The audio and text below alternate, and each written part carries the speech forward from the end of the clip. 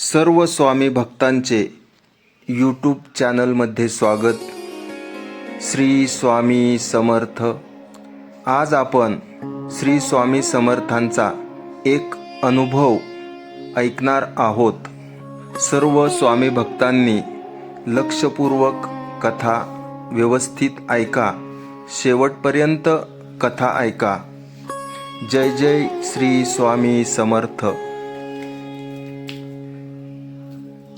ही कथा शेवटपर्यंत ऐका, कारण शेवटचा भाग आपल्या मनाला नक्कीच स्पर्श करून जाणार आहे। त्यामुळे कथा पूर्ण ऐका। एका छोट्या गावात स्वामी समर्थांचा मोठा कीर्तनाचा कार्यक्रम आयोजित केलेला होता। कीर्तन मोठ्या जोमामध्ये चालू होतं। या कीर्तनासाठी दूरदूरच्या गावामधून वेगवेगळे भक्त मोठ्या संख्येनं उपस्थित झालेले होते। कीर्तन चालू असताना भक्त टाळ्या वाजवत होते, तर कोणी डोळे मिटून नामस्मरण करत होते। स्वामींच्या पादुका व्यासपीठासमोर ठेवलेल्या होत्या। फुलांचा हार, दिवा, धूप, सगळं वातावरण कसं भक्तिमय झालेलं होतं। या गर्दीमध्येच एक भक्त कीर्तन ऐकण्यासाठी आलेला होता। तो नियमित स्वामींचे नामस्मरण करणारा होता, पण तरीसुद्धा त्याच्या मनात कुठेतरी संशयाची पाल चुकचुकत होती।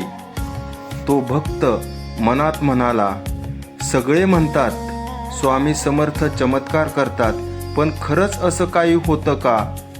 आणि त्याने मनातच एक अट घातली, जर स्वामी समर्थ खरंच असतील तर आज त्यांनी मला काहीतरी चमत्कार करून दाखवावा, त्यांचं अस्तित्व मला दाखवावं। यामध्येच कीर्तन जोमात आलं होतं। कीर्तनकाराने मोठ्या आवाजात जयघोष केला, जय जय श्री स्वामी समर्थ। आणि तेवढ्यात स्वामींच्या पादुकांजवळ ठेवलेला घंटा हलू लागला। पहिल्यांदा हळूहळू हलू लागला, त्यानंतर जोरात हलू लागला। टाळ्यांचा आवाज आपोआप वाढू लागला। पादुकांभोवती ठेवलेले फुलांचे हार हलू लागले। क्षणभर सर्व लोकांना वाटलं की कदाचित वाऱ्यामुळे हे सर्व होत असेल, पण वातावरण पूर्ण शांत होतं। कुठंही वारा वाहत नव्हता। तेव्हा अनेक भक्तांच्या तोंडून एकच वाक्य निघालं, स्वामी आले, स्वामी आले, स्वामी आले। सर्वजण नाचले। काही भक्तांना असं वाटलं की पादुकांभोवती स्वामींची छाया नाचत आहे। कोणी म्हणालं, माझ्या अंगावर रोमांच उभे राहिले। कोणी रडत म्हणालं, स्वामींनी आज आपली उपस्थिती दाखवली। तो संशय करणारा भक्त तिथेच बसून रडू लागला।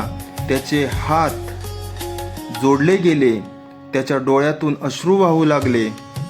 तेव्हा एक वृद्ध भक्त, स्वामींचा भक्त, शांतपणे म्हणाला, स्वामी कधीच कुणाला सिद्ध करायला येत नाहीत। जर श्रद्धा असेल तर ते आपोआप प्रकट होतात। आणि पुढे म्हणाला, स्वामी नाचले की नाही हे महत्त्वाचं नाही, पण आपल्या मनातली श्रद्धा जागी झाली, हेच खऱ्या अर्थाने स्वामींचे दर्शन आहे। स्वामींच्या भक्तांचा हा अनुभव आपल्याला कसा वाटला हे कमेंट्स करून नक्की कळवा।